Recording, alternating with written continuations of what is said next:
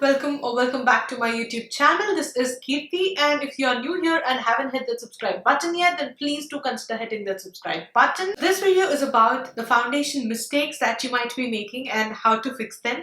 So I actually kept a poll on my Instagram asking you guys to actually pick up like one among the two topics that I wanted to film, and as most of you guys actually picked up for the foundations video, I thought to go with the foundations one. Those of you who actually picked for the primers video, I'll be actually filming next, so grab some snack, get cozy, and let's talk all about foundations. When it comes to makeup, you guys, picking the right shade of foundation is so important because complexion makeup plays a key role, and foundation can actually make or break the makeup look. So choosing the right foundation is key for a flawless makeup look. Actually, 80% of the students whom I have taught told me that picking up the right foundation shade was a hectic task for them. So I know it might be a bit confusing, but trust me, this is not rocket science. It is so easy if you actually know some tips and tricks, and if you actually follow these techniques and you just just tick all these check boxes. To perfect your makeup game, you gotta pick the right foundation shade and your makeup is gonna transform to the next level.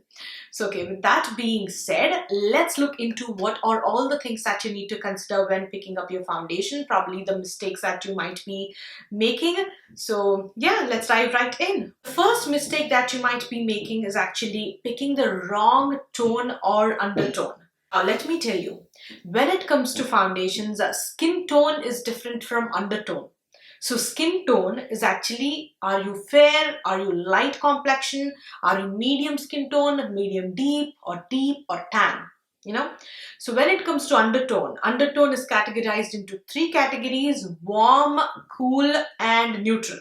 We all can actually figure out the skin tone so easily. We can figure out like, am I a medium complexion, or am I a fair skin tone, or am I in the deep skin category? So that is something that we can easily figure out, right? When it comes to picking up the undertone, you can actually look at your veins. This is like a golden, like rule of thumb. You can actually look at your veins. If your veins are in the greener color, then you come into the warm skin tone category, undertone category.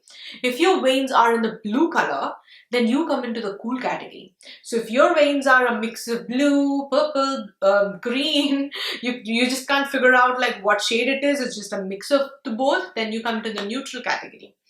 Now, if you are confused, okay, I just can't figure out like what my vein color are, dude, like this is confusing stuff, then another easy trick is that you can try jewelry. So if gold jewelry complements you well, then you come into the warmer skin tone category.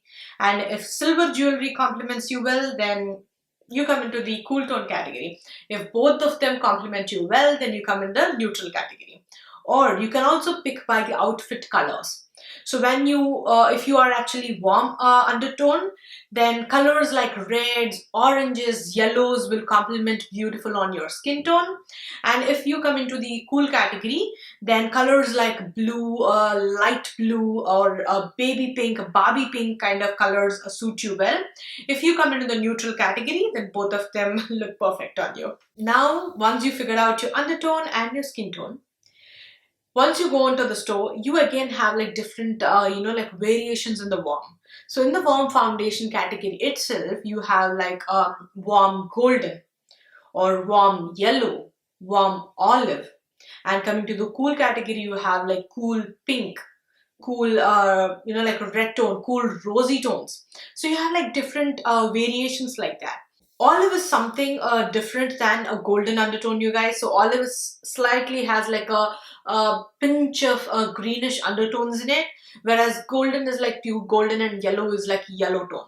So you can actually figure out the descriptions of the shades in the Sephora app, or even if you go on to some of the like the brand websites, under the shade number, near that shade number section, they will describe the shade like medium to deep skin tones with warm golden undertones. So they're going to describe it. So if you're not sure of how to know like what this like medium 51 shade is, then you can hop onto the website or the Sephora app, read the description, and you can get an idea of what the undertone is. Let us assume that you already have a foundation in your makeup collection that actually perfectly matches you. So now when you're going to the store, and if you want to pick like another brand of foundation that you wanted to try, you can take that foundation with you, or just pick that same foundation at the store and pick your exact shade that actually matches you, which you already are using and you feel comfortable with, and put a drop of that on back of your hand. And now try the other foundations that you wanted to try. Okay, again drop that new foundation beside that. So if these two shades actually matches, then you can pick that shade itself. So that is an easiest way to actually pick a shade. Let us assume that you don't know your shade. Now when you go to the store, you either want to do it yourself or you want to take a beauty advisor's help, whatever that you are comfortable with. So ask them to apply the foundation a complete full face, okay? And then check that shade, not in the store lights. The store lights are always bright and tends to be a bit deceiving. So whatever shade that you're going to try on your skin looks like a perfect match. So try to go out of the store, try to look the shade match in the natural lighting. So always natural lighting is the key. It can tell you the truth. And you know what? Patience is the key when it comes to picking the foundation, guys. So there is no rush, you don't need to pick the foundation immediately. Just take your time, maybe do some other shopping that you have in the mall. See how that foundation is performing on your skin. Are you comfortable with that texture, the formula, everything of that, how that foundation is feeling on your skin? If you're comfortable, if you like the shade, you can go and purchase. Or just go home, see how it is performing. Did you like the shade match in your home? Or the how it is actually turning. Is it turning ashy? Is it oxidizing? Or is it comfortable? If you like it, again you can go to the store and purchase it, or you can put it online. You can order it online. Take your time, because foundation is actually a crucial part in your makeup kit, because when you pick a wrong foundation shade, it can totally break your makeup look. So picking the right foundation is important, and trust me you guys, foundations are not that cheap. Yeah, if you want to pick like a high-end foundation, then it is almost like 40, 50, and also 50 plus dollars, $60 also, and that's so much money, dude. So you have to literally know what you're picking. So I would suggest you take your time, be patient, and pick the right shade. Now another mistake that you might be making is actually using a wrong finish or a formula. In foundation, you have different finishes, right? So you have a matte finish, you have a dewy finish or a radiant finish, or you have a semi-matte finish, or like satin finish. So you have like different finishes in foundation. You have different formulations as well, like a liquid or like a balm, or like like a concealer pot kind of formulas and foundations. You have them as well. So you have different formulations. Finish of the foundation is so important, you guys. This is something that you cannot neglect, I'm telling you. For suppose if you have like a super extremely dry skin and you pick a matte foundation, that is going to look extremely dry on you. It's going to turn patchy, it's going to look cracky, it's going to look creepy, whatnot. And if you have like oily skin, and if you pick a radiant finish foundation, trust me, you're going to look like a disco ball. You're going to look like a grease ball at the end of the day. So you don't want that, right? So picking up the right finish of the foundation is so important. If you have oily skin, always stick to matte finishes. And if you have dry skin, pick a dewy or a radiant or a luminous finish foundation. And if you have actually normal skin, you guys are lucky, dude. You can pick like whatever you want depending upon the finish that you want. So now if you have a combo skin, depending upon how much shiny you get in your T-zone, you can either go with radiant or a matte finish foundation and do the proper setting with powder. A mistake that you might be making is choosing the wrong coverage level. So as I told you previously, foundations have different coverage levels. So some foundations tend to be so liquidy that they only give you like a light, sheer to light coverage. So they don't cover up like much on skin. So these foundations are good for the people who have like flawless skin, okay? They don't need to cover up anything on their skin. They don't have marks, they don't have pigmentation. They have just like flawless skin, and just a little bit of tint is what they are looking for. If that is something that you want, you can go with a lighter coverage foundation. But if you have like a bit of acne marks, okay, a bit of pigmentation, and you are trying to cover all of them up and make your skin tone look even, then you might need a medium coverage foundation. When you go into the Sephora app or when you go into a brand's website, in the description, you can actually find the coverage level. So there is a section called coverage, and there they'll mention you, is that a full coverage? Is that a medium? Is that a light to sheer buildable?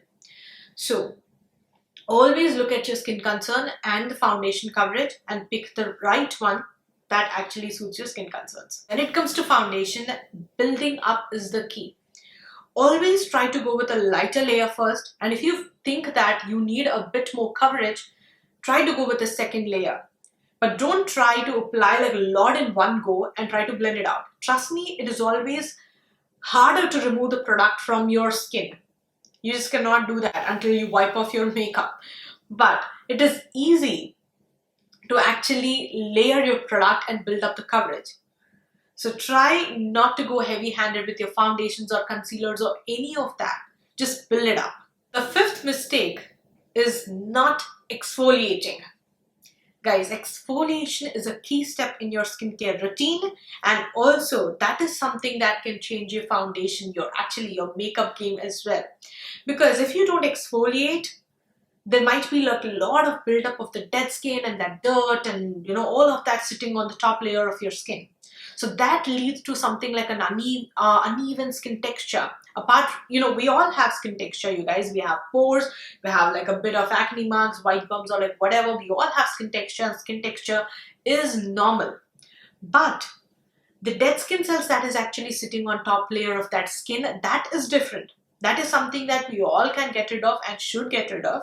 It will be like an invisible layer sitting on top, and when you apply foundation or any kind of makeup product, it turns so patchy and it emphasizes that texture and it just blends out so unevenly. But once you start exfoliating your skin and apply makeup on an exfoliated skin, you can see like a lot of difference on how easily your foundation will be blended into your skin. The whole foundation blending process becomes easy and smooth on an exfoliated skin. So always do exfoliation. Another one is not giving enough time for skincare to actually settle in. I know we all should be applying skincare, right? So we have like so many skincare products that we might be layering right now: a toner, a serum, a moisturizer, a sunscreen, all of that. So now your skin has to sink in all of that products, okay? Just wait for some time after applying your skincare. Wait for 5 to 10 minutes. Let your skin sink in all of that skincare that you applied, okay? Let your skincare settle down on top of your skin. So then go and apply a foundation. Apply a foundation on like a very juicy, hydrated skin. I'm not telling you juicy, hydrated in like a wrong way. When you apply a skincare, immediately the skin tends to be a little slippery. So when you apply foundation on top of that, your foundation will not stick properly to the skin, you guys. It will be like moving, it will be slippery.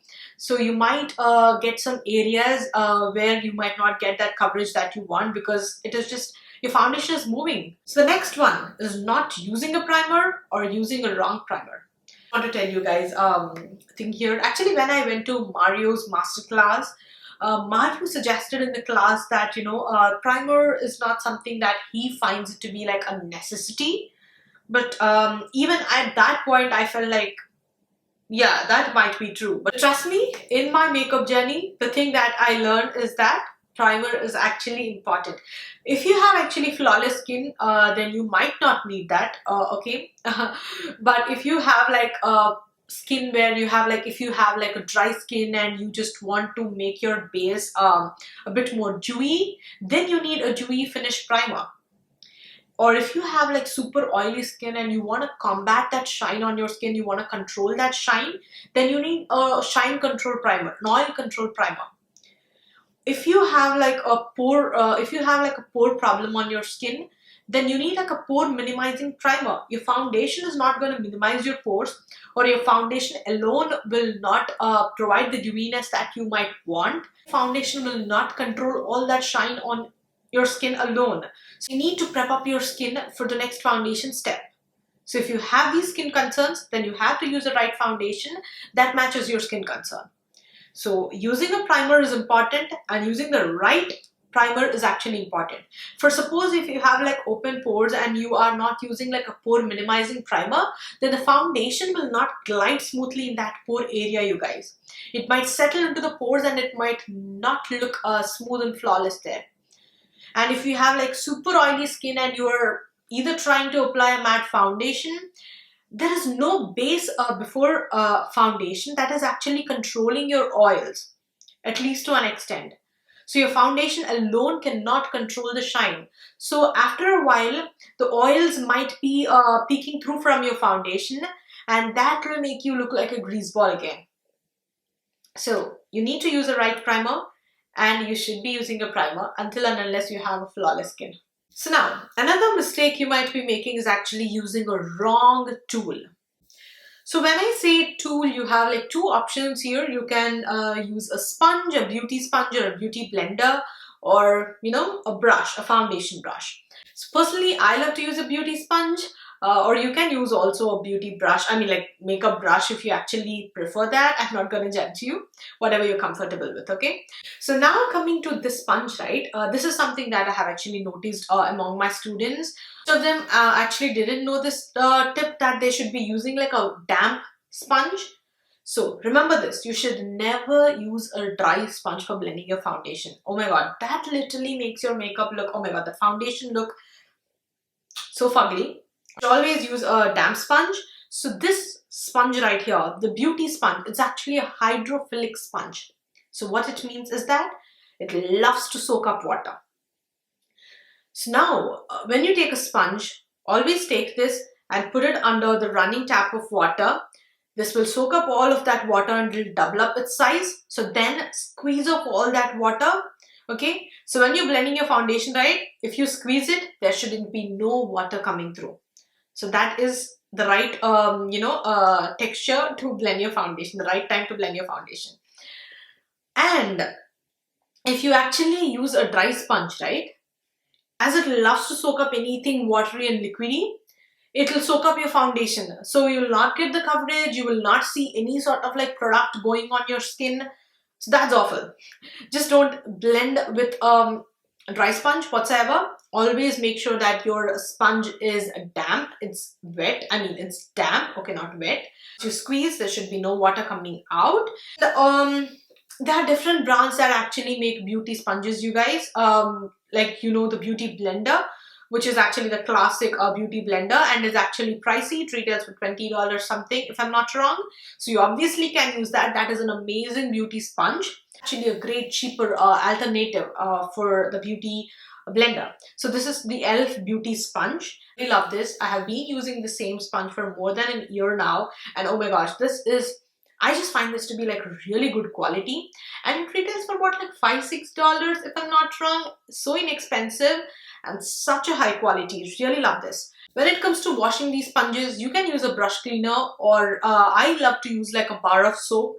I just love to rub this on like a bar of soap and then put it under water and clean this by pressing this. And when you're pressing this, right, don't try to press it with your nails, okay? So that will cause like a dent, a hole in your sponge, and you're going to ruin your sponge. It will be unusable again. So be careful. Just don't poke the sponge with your nails and wash it. And always try to wash it like before applying your makeup so that it will be damp. I always wash it like just before applying my makeup. The foundation brush, right? So here we have the foundation brush. This is actually my favorite foundation brush. Current favorite. Yeah, this is from Il Makiage. I just find this texture, the denseness to be so perfect. It is not too dense. If it is actually too dense, then it will be taking again like a lot of foundation in. Then the foundation, you will not see the brush streaks on your skin. That is what I love this brush, and also the dense brushes. So I would suggest always pick a denser brush like this. I used to use a stippling brush way before when I started my makeup journey. So throughout my makeup experience, what I have learned is that either the stippling brushes or flat foundation brush might not be the best bet because of like the synthetic, that texture, like a very hard texture of their bristles, the brush hair. When you actually blend your foundation, right, they'll leave that brush marks on your skin.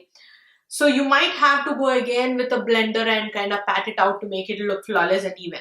So instead of all of that drama, I would like to go with a denser brush because this gives like a very smoother, even blend. Never use an unclean brush to blend out your liquid and cream products. It's okay to use like an unclean brush. I mean, like, you can wash your powder brushes after 2 to 3 uses. That's fine if you're just using brushes on yourself.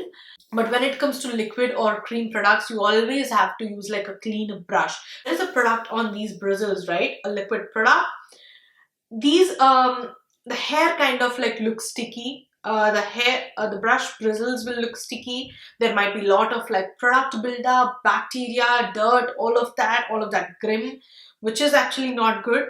So that will not give a great blend with foundation. So always a clean brush gives a good blend with liquid products, liquid or cream products. So make sure that you actually clean your brushes at least a day before. If you have to apply makeup in the morning, then just like clean the brushes a day before and put them aside, especially with cream brushes. Always use a clean brush for cream and liquid products. I love to use like my Dove soap.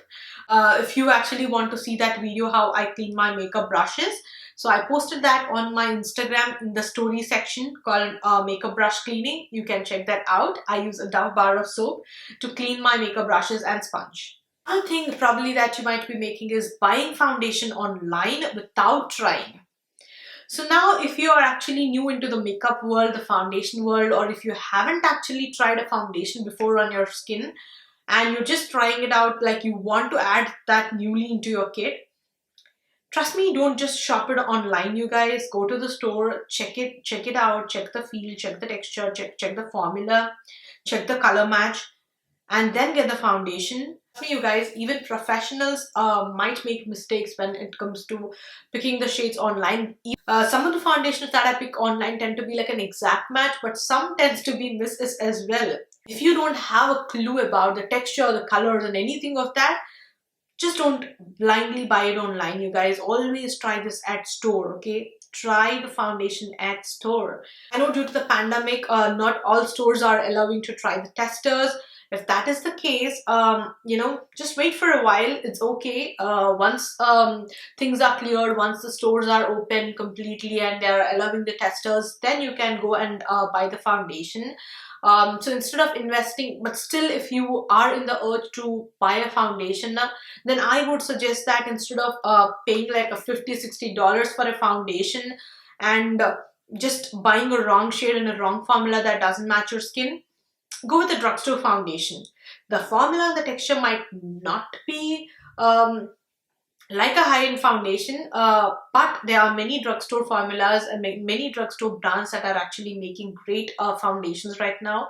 So you can go with them. My strong recommendation when you're picking a high-end foundation, or in fact any foundation, is actually always trying at the store. That's it for today's video. I hope you'll find this video informative. So yeah, and also do consider following me on my Instagram. I'll be leaving the direct link to my Instagram account in the description box below, so you can get to know me more. And that's it. Thank you so much for watching, and I will see you all in my next video. Bye.